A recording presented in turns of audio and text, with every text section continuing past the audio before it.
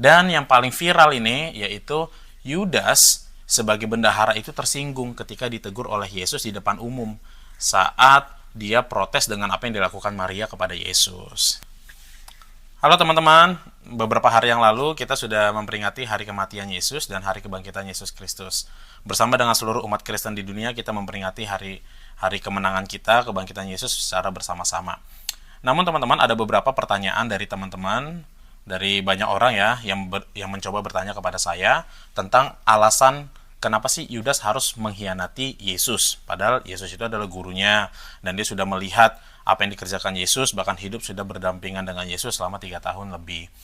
Karena ada beberapa teori yang mencatat tentang alasan-alasan Yudas menjual Yesus kepada para imam-imam besar di masa lampau.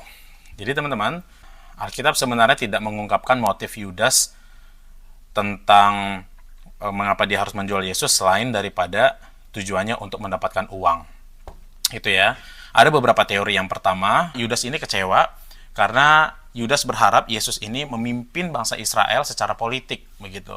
Dan dia melihat nih kekecewanya itu terlihat ketika saat Yesus itu memuji Maria yang menuangkan minyak parfum yang harganya cukup mahal ya, yaitu seharga gaji UMR setahun.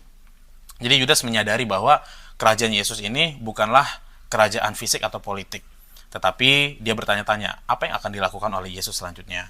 Yang kedua, Yudas juga kecewa karena Yesus akhirnya mengambil keputusan atau menyerahkan diri untuk menderita, bukan untuk mengambil kursi kepemimpinan secara politik.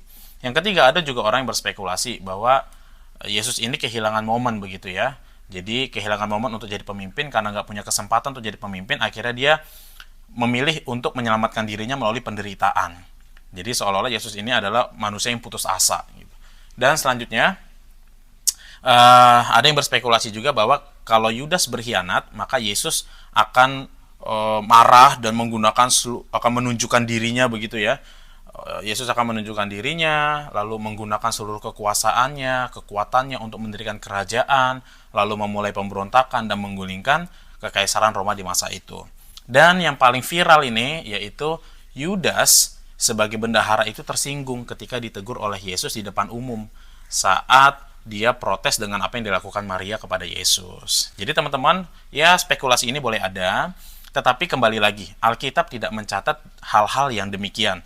Alkitab itu hanya mencatat bahwa Yudas berkhianat atau mengkhianati Yesus tujuannya untuk duit. Dan Injil Matius mencatat dengan begitu jelasnya bahwa dia menjual Yesus dengan harga 30 keping perak. Kita tahu 30 keping perak ini dari Keluaran 21 ayat 32, yaitu harga untuk membeli seorang budak. Jadi ini jelas ya bahwa Alkitab mencatat tujuan Yudas berkhianat atau mengkhianati Yesus adalah semata-mata karena uang. Dia tamak. Karena dia berpikir di dalam komunitas yang diikutinya ini dia tidak bisa memiliki uang yang lebih, begitu ya.